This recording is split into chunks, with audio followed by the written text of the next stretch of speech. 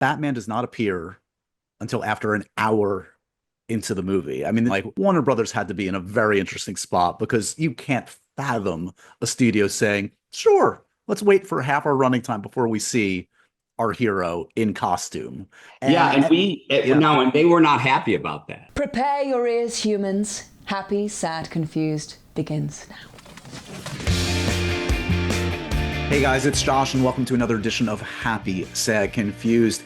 Happy 20th birthday to one of my favorite movies, Batman Begins, and we are celebrating with writer David Goyer. That is the main event on the podcast today.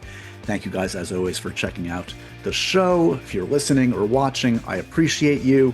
Before we get to the main event today, as always, a reminder, check out all of our stuff, early access, autograph merch, all sorts of cool stuff on our Patreon, patreon.com/happy, sad, confused. I mention it every week because it is important to keeping this train running, to let us make more of the cool stuff we do week in and week out. And I appreciate you guys for even checking it out and seeing if something makes sense for you. Patreon.com/happy, sad, confused. Okay, let's talk about Batman. What a job I have when I get to just talk about Batman. So I was looking at the calendar and I saw the 20th anniversary was coming up for one of my favorite movies. Favorite Batman movies, favorite movies, period. I love Batman Begins so much. Um, I don't need to tell you about Batman Begins, but just to contextualize a little bit, this was, of course, Christopher Nolan joining the big leagues. I mean, obviously Memento was huge, and then he did Insomnia, which was his first studio movie, but then being given the keys to the kingdom of Batman and then delivering like he did, casting Christian Bale in this iconic role. Liam Neeson, Cillian Murphy. I mean, there are five, as I say in the conversation, I think there are five Academy Award winners in this cast, and I think three other Oscar nominees. Cast the hell out of it. It is such a well-told story, and David Goyer is a huge part of that, as huge as anyone outside of Christopher Nolan. He got the story credit for this. He is a co-writer on the film, and look up his resume. David Goyer has done it all, having written so many comic book projects, but also even currently right now, you can check out Murderbot, which he's an EP on, Sandman, and Foundation. Three ginormous shows right now with David Goyer's major credit on it. This was a great deep dive into Batman Begins, from its inception, from how it began, from how they determined what villains to use, the casting, the reception.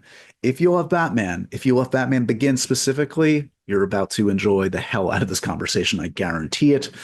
45 minutes of Batman going in your ears and eyes right now. Enjoy my conversation with the one and only Mr. David Goyer.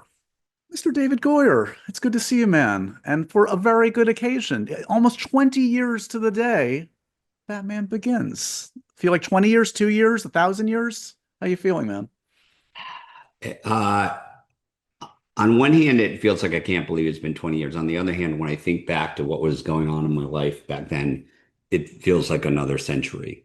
So, uh, yeah, 20 years and then perhaps like another 3 years prior to that Right. when we started it. Of course. So, Right, yes. right.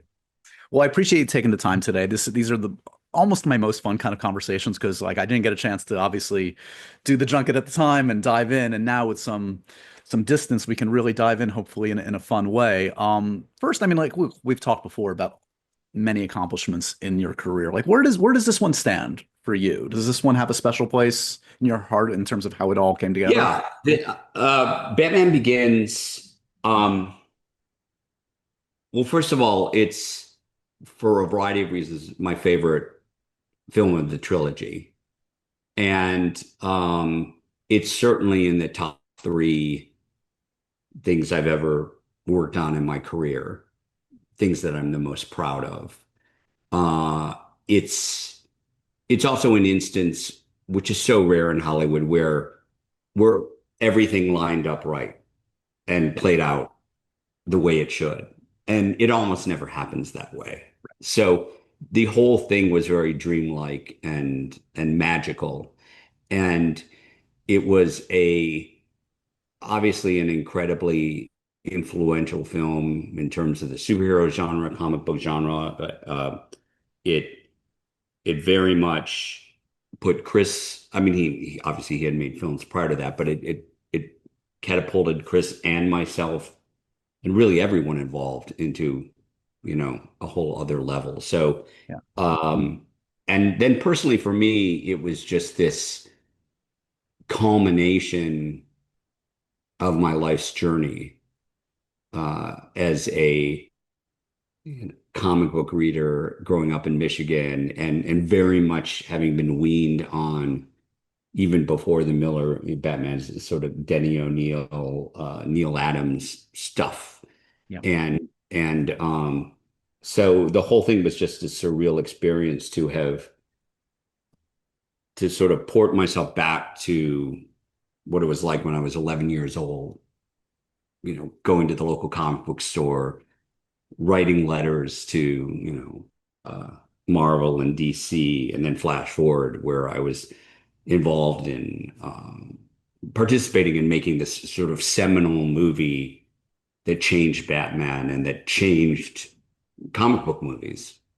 So you alluded to this a little bit. I want to give folks that weren't maybe around or aware at the time a little context of where everybody was at the time. So Chris, you Sure. mentioned, right, has Memento. He's just coming off of Insomnia, which is kind of his first big studio film. Does fine, but then he's given the keys to Batman. We're a few years removed from Batman and Robin, which kind of like over indexed on kind of the pop Goofy art. Adam Right. West Batman. Right. You're in the throes of your Blade trilogy. I think you're about to go off and direct actually Blade Trinity. Mhm. And the comic book movie world is in an interesting spot. The Spider-Man movies are going, so those are successful, but we're pre-MCU. Yep. Give me a sense of, like, say, with all that context. So Chris comes to you, and we talked about this a little bit on our last conversation, but give me a little more info on like your reaction when he comes to you, what those initial conversations were, and what you thought of what he said to you when he brought this up.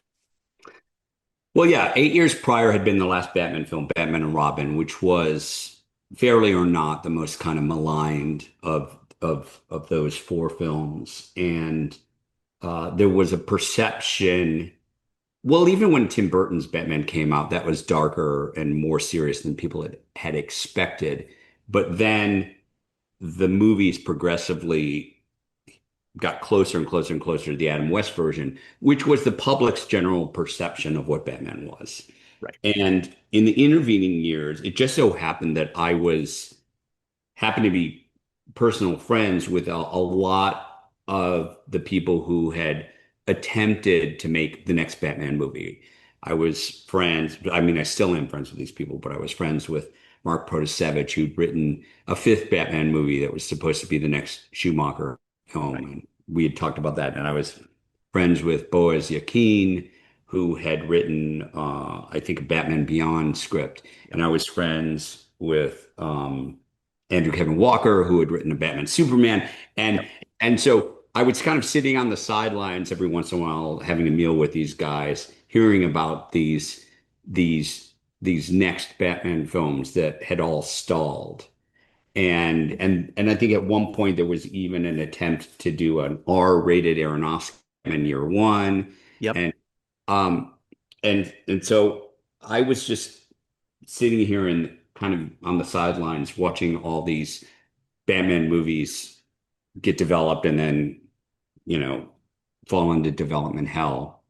And I just had assumed I'd heard that Chris might be developing a new Batman movie, and I remember telling my agent, "Well, it's never going to get made. It's just Right. there. It's These just brilliant stuff." writers. These are like no slouches. The people you're Yeah, talking about yeah, are like yeah. A-list Like none of those writers. guys could get it made, and Yeah. these other filmmakers, and it's just sort of mired in all this stuff. Yeah. And but the thing that and the irony too is that it appears that Batman was a consolation prize for Chris rather, that because he'd been developing Troy, and then at some point Troy was shifted away and given to I think it was Wolfgang Wolfgang Peterson. Peterson. Yeah. Yeah. Yeah, and so I think Wolfgang Peterson had been developing Batman Superman. Superman. So Yep. I think they did a swap,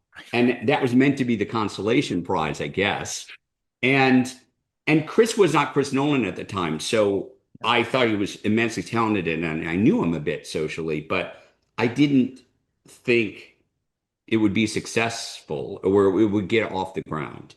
And the thing that I hadn't counted on was the sort of the pressure within Warner Brothers to get a new one going finally. And that B, the acknowledgement, and this is a rare opportunity when this happens within Hollywood and Warner Brothers, that Batman was broken, that something drastic had to be done, something different. And so uh, it was sort of like the right time, the right place, because when we came in, what we were pitching was the exact opposite of Batman and Robin. Rounded as But the opposed to conditions extreme. were Yep. right Yep. for Warner Brothers to be open to that at the time. Yep. And when Chris first approached me, I said I was too busy, and secretly I didn't think it would get off the ground. And I remember I was in Jackson Hole, Wyoming, and we had a long conversation, an hour and a half. Just he said, well, hypothetically, and I spitballed a lot of ideas, and I think I mentioned the Scarecrow and Raj Al Ghul, and I was in particular, I really wanted, I just thought that one should use some villains that hadn't been used before to also signal to the world that we were doing something different. And so I remember going down the list of villains for Chris that I thought were still sort of tier A villains, but that hadn't been used, and the ones that were interesting and whatnot. And I So said, but that took Catwoman and Joker off the table because yeah, they were in mind so well. All of them, because I just said we have to do something different. Yeah. And then I said, but I don't want to do it. And so incredibly, this kid who had dreamed of doing all this stuff, I passed on it. What was it? And then I don't know, it feels like 3 or 4 weeks later, Chris talked to some other people. Then he called back and he said, I've talked to some other people, and I really feel it should be you, working with me on this. And I was, really flattered, and we ended up working on it together. He already wanted to do an origin story, and we were both intrigued with everyone. Everyone had seen versions of, like, Joe Chill killing the parents and then the bat crashing through the window. But no one had seen, well, how did he get all those skills? And even Frank Miller's Year One starts with him returning to Gotham City, having been away for a year or two. And it doesn't really talk about what happened during that period of time. So the other thing that's really interesting when you're adapting something that's very well known, whether it be a comic book or a novel, is narrative gaps. Yes. Are really enticing, because that a narrative gap is an opportunity. Yep. To do something really interesting.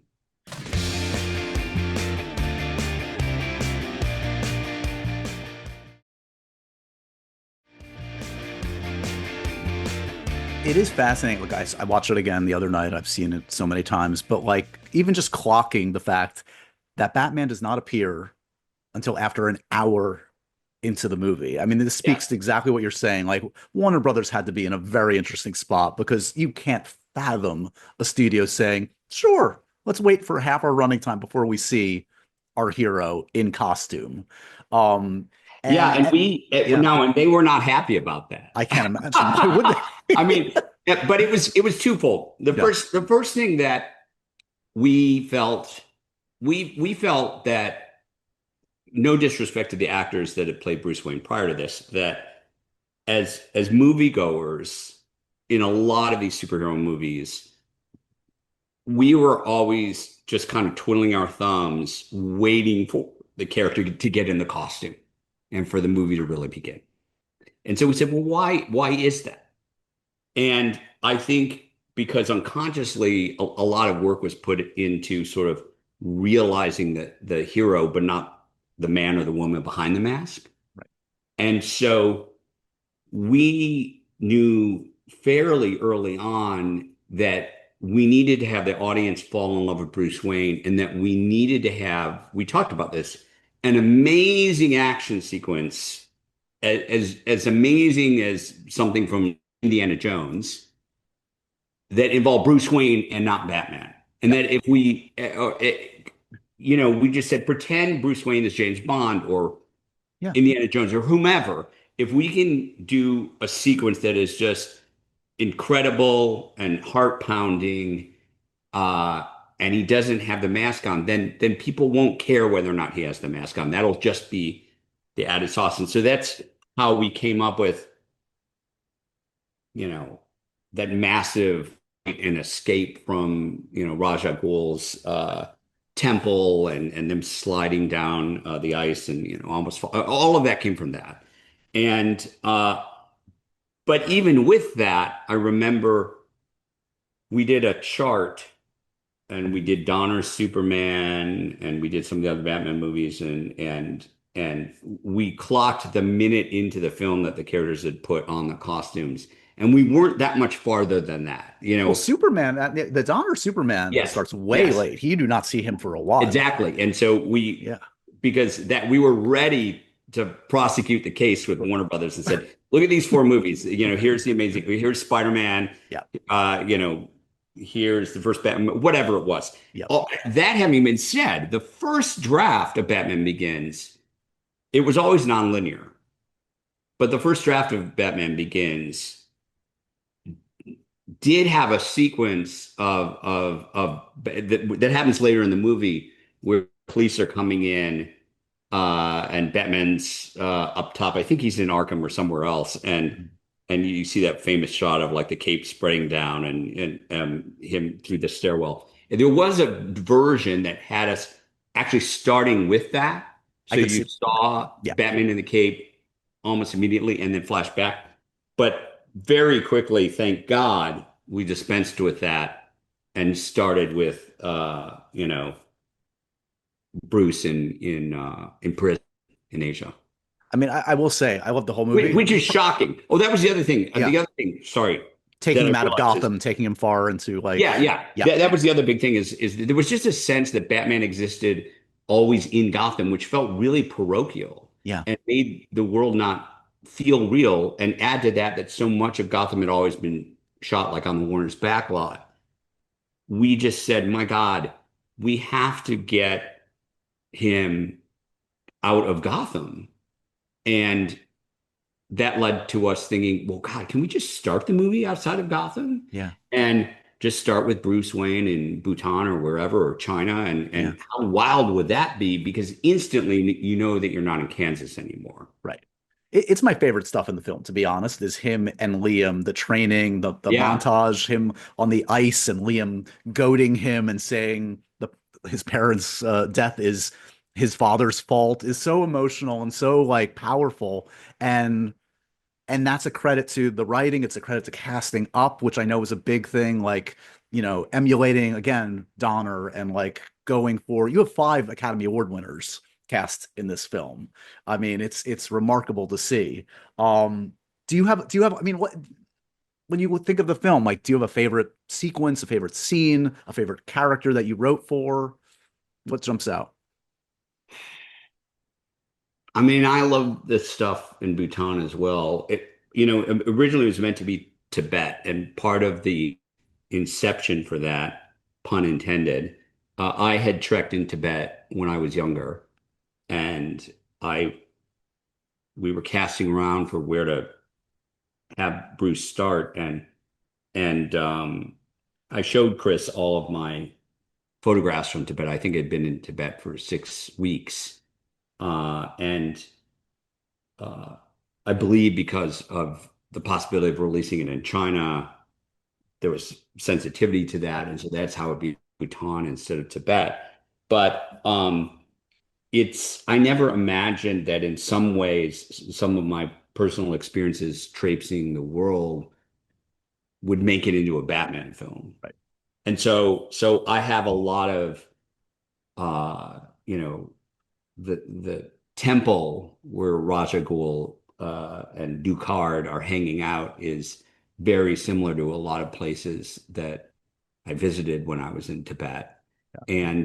And personally, the run of Batman that I had always enjoyed the most as a kid was the Denny O'Neil, Neil Adams run, and Ra's al Ghul was a big part of that. So for all of those reasons, the League of Assassins, which we were forced to change to the League of Shadows, but it's fine. It was just all the things were sort of clicking into place for me. Yeah. It was like the Batman that I had always wanted to see. I also find it fascinating, like, the way you guys were able to ground the story and yet still kind of teeter on the edge of comic booky stuff. Certainly towards the end, especially, it starts to feel a little comic booky in the best way. You still have like, a hallucinogen dropped into the water, Yeah, and yeah. it embraces that a little bit more, but like you don't do the Lazarus Pit. You never kind of go We talked over. about it. Did you? Yeah. Yeah. I think there might have been a Lazarus Pit in one of the early treatments. We did talk about it. But again, cleaving to sort of Chris's ideology, it was a question of like, was the Lazarus Pit just a ceremony, or did Ra's al Ghul Dukat actually rise from it? It wasn't clear, you Right. Well, know. there's even the cheeky reference towards the end. He talks about, is Ra's al Ghul truly Yeah, immortal? And it's yeah, just sort of yeah, like you yeah. guys kind of address it in your own way. Another thing that like makes this stand apart, especially given where we're at in comic book movies now, is there aren't references to Superman or Green Arrow or For sure. anything outside of the Batman world. I mean, you could have easily mentioned, oh, Oliver Queen or Metropolis or something. Was that ever discussed? Were there ever other references outside of the Batman lore? I'm sure I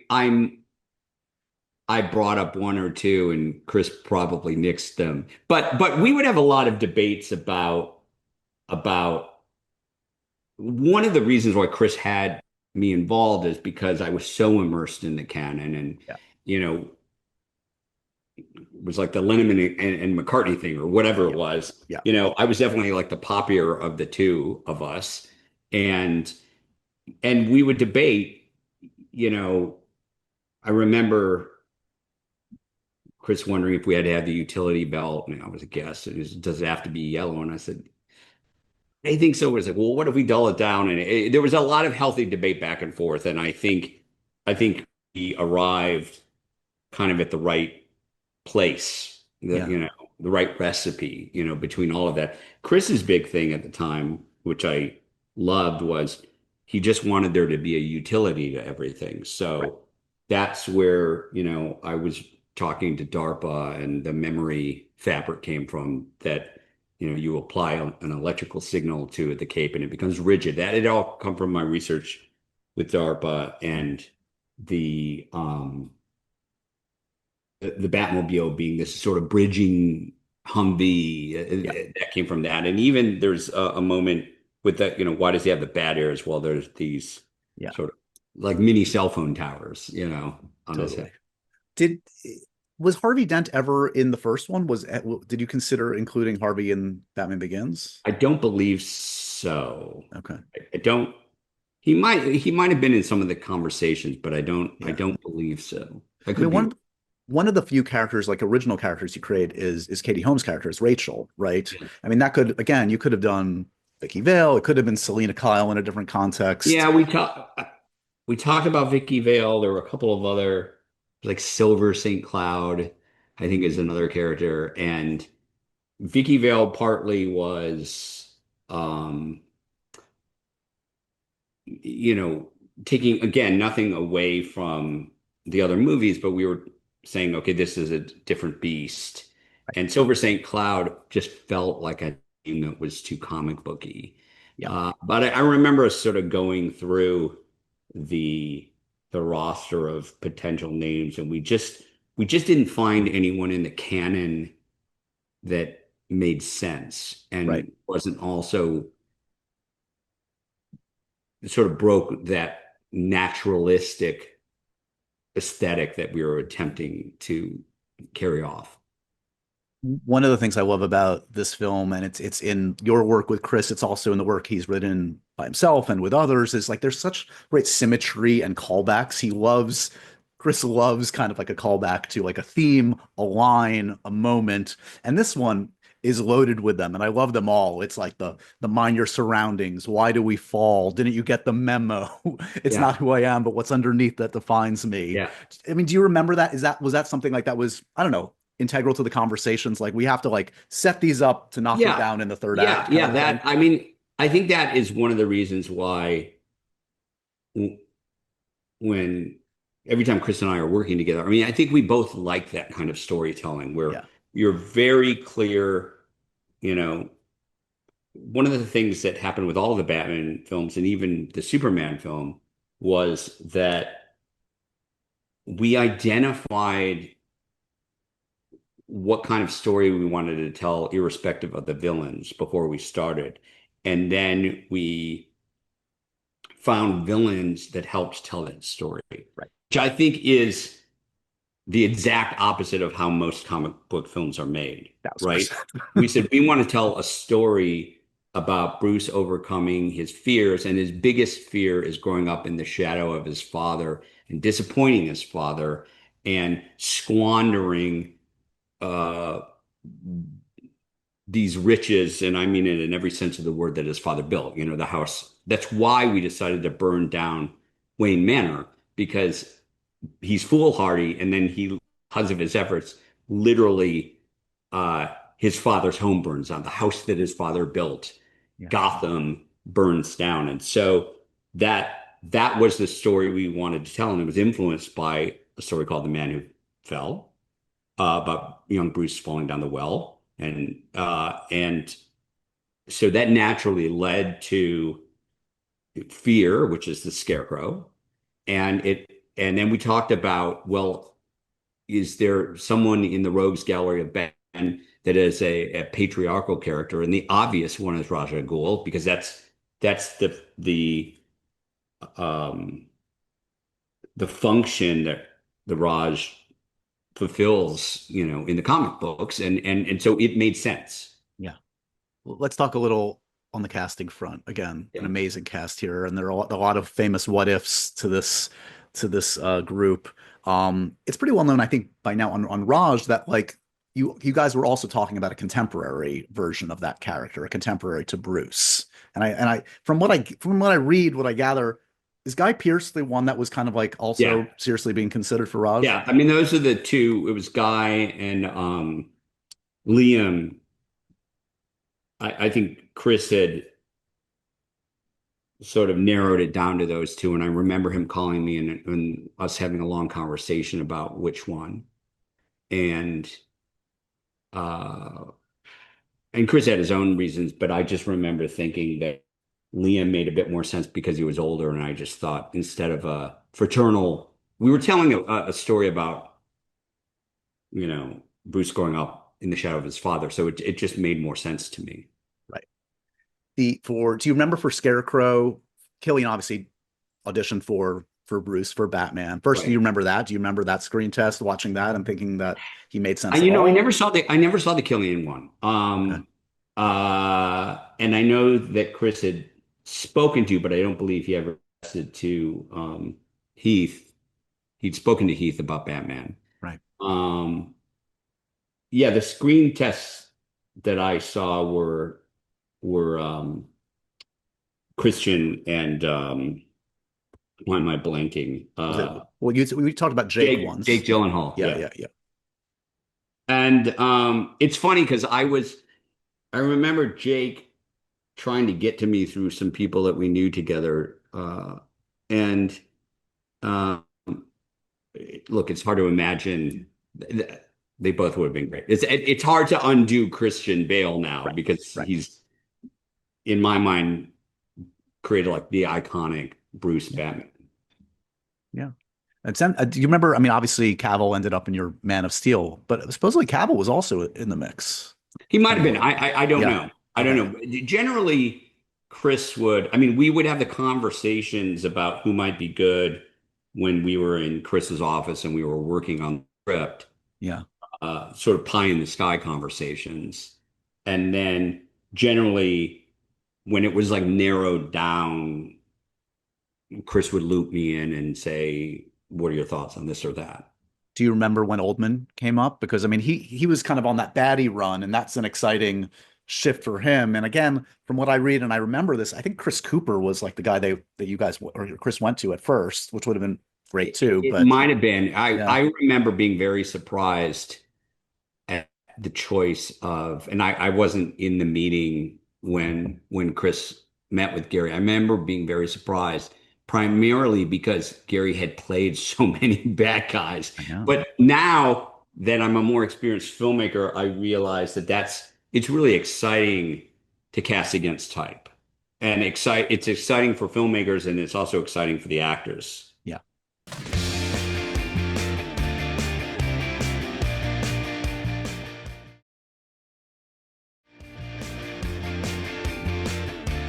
Let's talk about the a couple things about the ending.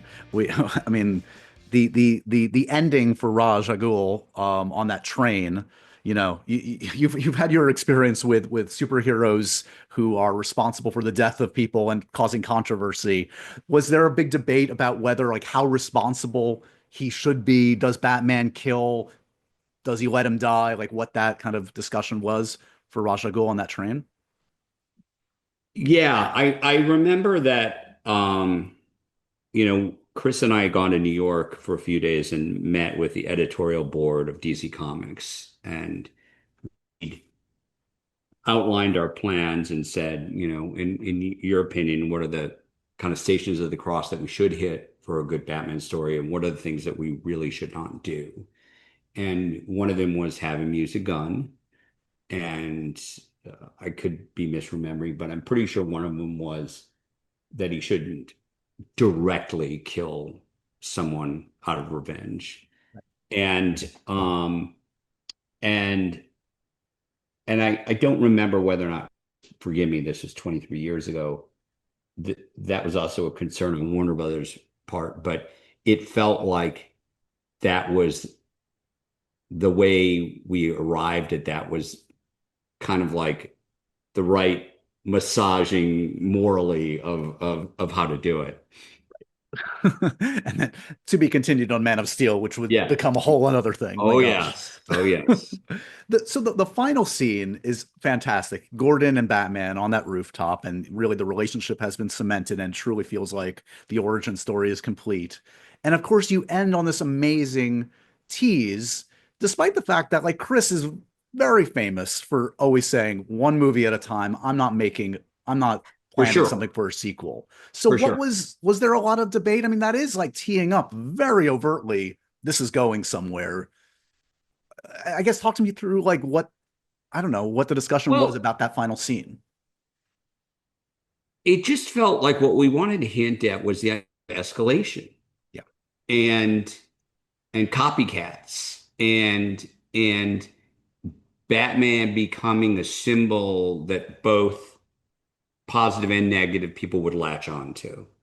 And that was the the way to complete the arc. And so we did not know how the movie would do. We did not know that there would be another film. We didn't have necessarily ideas for another film.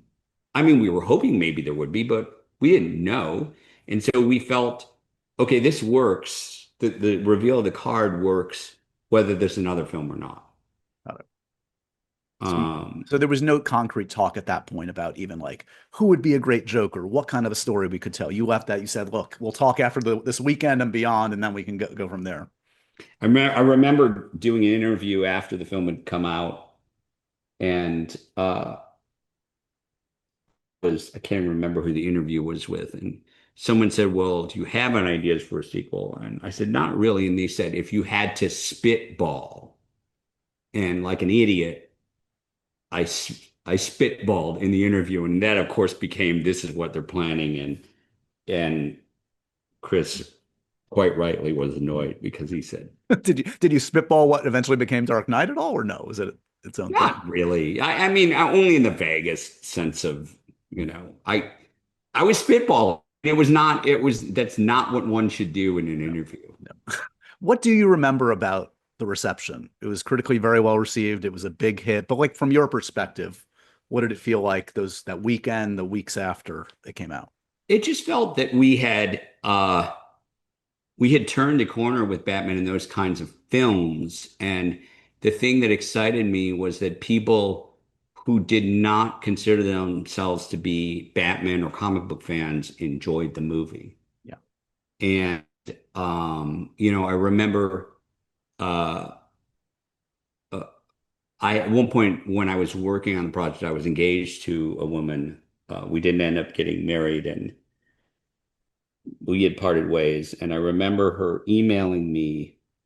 Um, she was traveling the world for about 4 months, and she emailed me. She was in Cairo and she saw Batman Begins, and she said, "Oh my God, I get it now. I get what you were working on. I had no idea. I had no idea." And those were kind of fun emails to get. I just had no idea. Do Like you remember the first time you saw the film complete, the music, I anything? do, but prior to that, there was a really special screening where because I was only on the set a few times, where Chris and Emma arranged to show me some dailies and some scenes. They were still making the film. So I went to Warner Brothers and they screened about 20 minutes of material for me. And I just left my body, when I saw it because I was just Yeah. a lot of the stuff in Iceland, and I just couldn't believe what I was seeing. And uh, God, I don't remember the first time I saw the whole movie all the way together, which is crazy. You've this film has been very influential. I mean, in a thousand different ways. And like we've seen it in the comic book genre, we've seen it outside of the comic book genre. I mean, like I remember like when Casino Royale came pretty a couple years later, and everybody was like, this is in a good way, it's Batman Begins for Bond. I mean, did you immediately clock the influence of this film in the subsequent years? Sure, because what would happen is the same thing that happened after Blade is I would go out on these meetings 3 or 4 months after the film had come out. And suddenly everyone was talking about how, oh, we want what you did for Batman Begins, but for this character. Right, It became we want the Batman Begins for X. We right. want the Batman Begin, which meant, I guess, this sort of restructuring, re-expression back to the basics. Casino Royale was very much viewed as the Batman Begins for Yes. Bond, Yeah. and a lot of films were made and or attempted to be made that way, and then I had the same thing with Blade, which is like, oh, we want to do what you did for vampires, but with werewolves, or. Are there any wrong lessons you think that any films took Yeah, from? yeah, of course, because the wrong lesson is you can't chase the fad. Yeah, Because by the time you get the movie made, it'll be 3 or 5 years from now, and the conditions that the world is in could be completely different. But that's Hollywood is always reactive that way. Is they just, oh, now everything's going to be the Batman Begins version of something, or with the Dark Knight, it's going to be the Dark Knight, but we're going to make the Darker Knight, or right. the even Darker Knight still, which is why. Um, it will be interesting now to see like the gun version of Batman come out, which will probably be a very different version and probably a welcome version because now there's been 20 years of really dark Batman. Yeah, between you guys and what Matt did, obviously, it almost feels like it's time for an interesting pendulum shift Yeah, back towards Adam which is West. which is why people have said, how are you reacting to the trailers? I've not seen the film yet for the new Superman film, and I love them, and it's not Man of Steel at all. Right. But and it because I came from that world, it would not have occurred to me to use crypto. But when crypto shows up, I've just got a big grin on my face. Yeah. But crypto would have had no place in the No, vibe of what you were doing. no, It wouldn't have worked. yeah. So where are you at? When we last spoke a year or two ago, we talked comic book movies, which were such a big part of your filmography, especially in kind of the first section of your career. And you were kind of like, I did what I did. I'm very proud of it. I'm in a new kind of part now.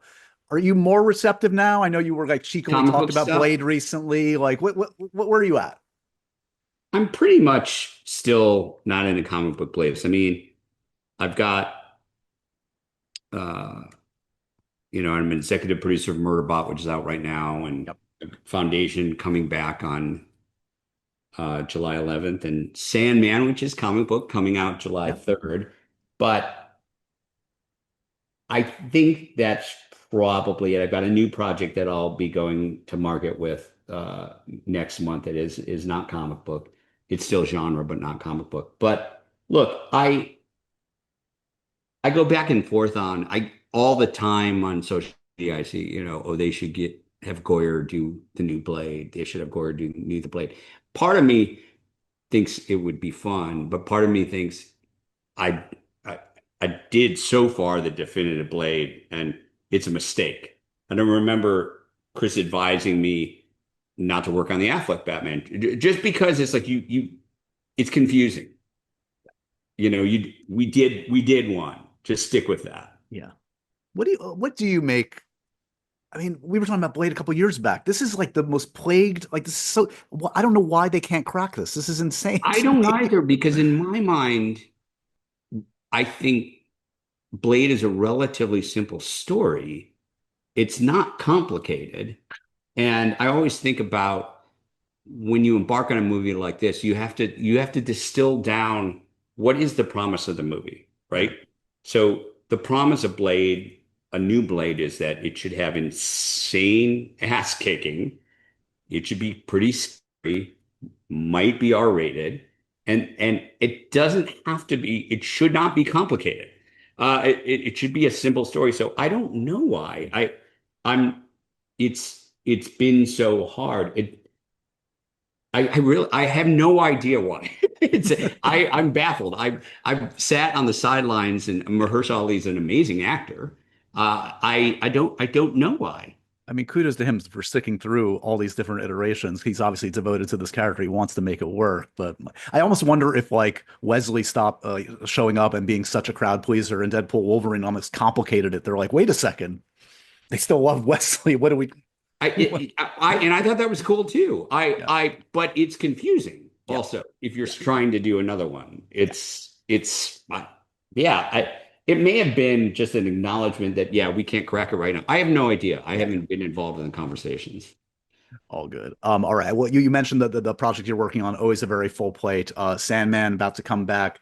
Foundation now its third season. I've really dug Murderbot. I had a chance to catch up with Skarsgård recently. That's a great one. I watched that. I was trying to figure out if I could go to your event, but it Nice. didn't work out.